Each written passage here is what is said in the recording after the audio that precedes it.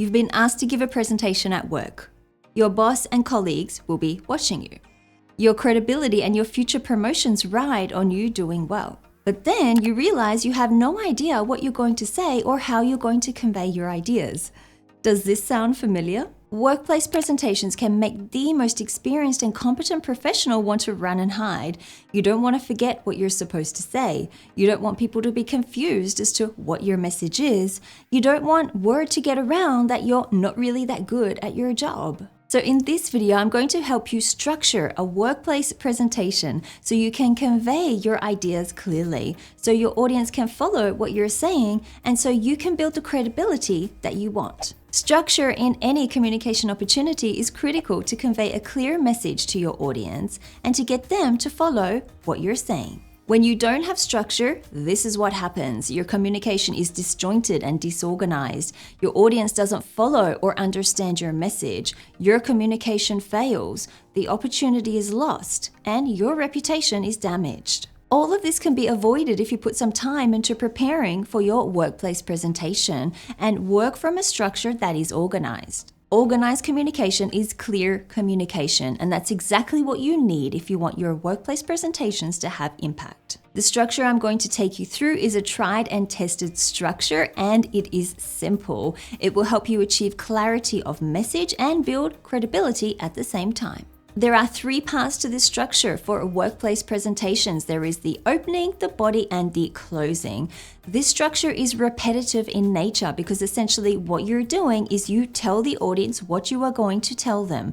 Then you tell them what you've told them. Repetition is beneficial because it exposes your audience to your main message multiple times, helping them to understand and retain it better and helping you to have more impact. Now we've gone over the basic structure of opening, body, closing. Let's dig deeper into each component. You might think that you need to start this message with the opening of your presentation, but when you're using this structure, the best place to start when preparing for your workplace presentations is the body. The body is where you have the main key points that you want to talk about. It's the core of your presentation, and it's where you'll spend most of your time during the talk. The rest of your presentation, the opening and the closing, will be based on the body. Therefore, we start with the body when we're preparing for the workplace presentation. When you're trying to organize your thoughts and ideas for the presentation, I recommend you start with a mind dump. This is where you get out a piece of paper and write down all of the key ideas and questions and issues that you want to talk about. Then you want to organize your thoughts and your key ideas into some kind of a logical order, preferably using the rule of threes. The rule of threes is where you have 3 key points in the body of your presentation. 3 is a good number to use because, as Olivia Fox-Cabane says, the human mind thinks in triads. 3s help us to chunk information together, and it makes it easier for the listener to grasp what those key points are. And remember, when it's easier for your audience to grasp, they will follow your message better and your communication will be a success. Let's say I'm giving a presentation on how stress impacts our body and our mind. I've just read this book, Brain Rules by John Medina, and I want to give a presentation to my work colleagues on how stress affects us. I do a mind dump where I write down what I remember from this book. The brain is influenced by stress. It impacts the hippocampus and cortisol receptors. If stress is too severe or prolonged, it can harm learning. Chronic stress can harm our immune system. Stress affects our ability to excel in business. Sympathetic nervous system versus parasympathetic nervous system. Stress affects the cardiovascular system. Once I've done the mind dump, then I organize all of these thoughts and ideas into a logical order, and I choose 3 main talking points that I want to include in the body of my presentation. The first one is how the brain is influenced by stress, and in that first talking point, I will include the brain is influenced by stress. It impacts the hippocampus and cortisol receptors. The sympathetic nervous system versus the parasympathetic nervous system. The second talking point for the presentation is the impact of stress, and here I will talk about if stress is too severe or prolonged, it can harm learning. Chronic stress can harm our immune system. Stress affects our ability to excel in business. The third talking point is how we can deal with stress better, and here I include other research and other ideas that I've gathered as to how generally we can deal with stress in a better way. So I've done a mind dump and I've grouped my ideas into 3 different categories. These categories will make up the body of my presentation. To help you flesh out the body of your presentation and what you actually say in the body of your presentation, you can support those 3 points with data or facts, with stories, with quotes or testimonials, and also images or diagrams. Once you've fleshed out the body of your workplace presentation, then you're ready to start working on the opening. Now, the opening on the day of your presentation, that is when you're going to grab people's attention and get them eager to hear the rest of your presentation. You can do this by doing 2 things. First, using an attention-grabbing opening line, and second, telling them what they are going to learn. There are 5 ways you can use an attention-grabbing opening line. You can use humor, but if you're not so good at telling jokes, then you might want to skip this option. You can also tell a story because stories tap into people's emotions and feelings, and that's how you get your presentation to have impact. But make sure you choose a story that your audience can relate to. You can also ask a thought-provoking question. This gets your audience thinking about the topic before you even start the presentation. This strategy I used at the very beginning of this video. You can make a shocking or an unexpected statement. This will really wake your audience up and get them alert for the rest of your presentation. You can also use a quotation. This will help you build credibility around your idea and get people wanting to listen to what you have to say. All of these methods work, and they're really great at grabbing people's attention at the start of your presentation. As John Medina in Brain Rules states, the opening moments of the lecture are cognitive hallowed ground. It's the one time teachers have students' minds paying attention to them.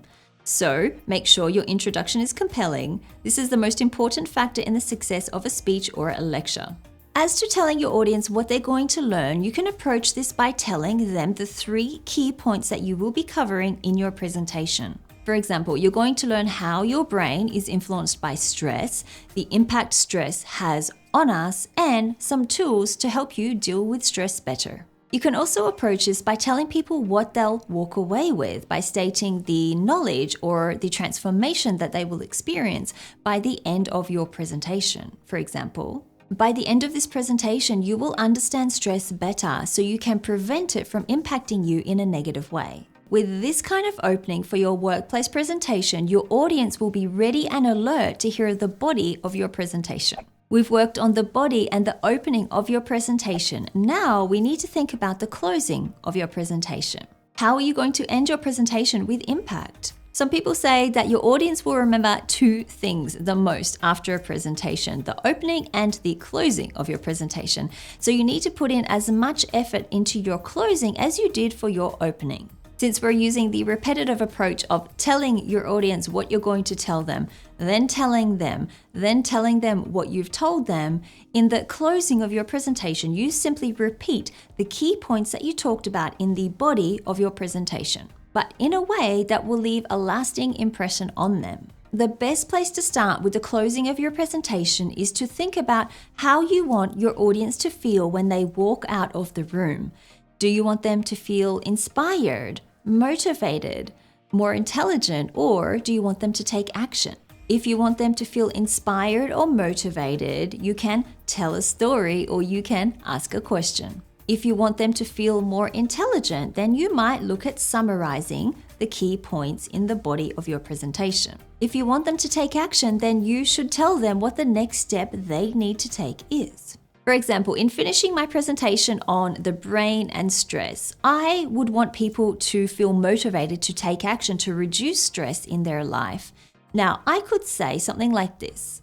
Given what you've learned in this presentation about how our brain is influenced by stress and how stress impacts our memory, our learning, and our body, can you think of specific stresses in your life? Before you walk out of this presentation, think of 2 to 3 specific stresses that negatively impact you in your life right now.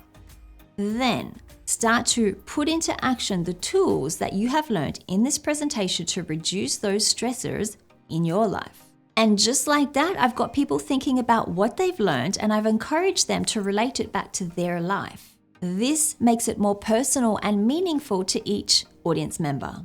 A number of years ago, I was presenting to a group of students at Geneva Business School in Switzerland. I used this exact structure to prepare for the presentation. It not only helped me to remember what my talking points were and to present without any notes, but it also helped the students to remember what the key points of the presentation they needed to remember were. It helped them to build credibility as they moved from university life out into the corporate world. So how are you going to use this structure for your next workplace presentation? If you liked what you learned in this video, please hit the like button below. Subscribe to my channel as well for more content like this every week. Thank you so much for watching this video, and I will see you next week in another video.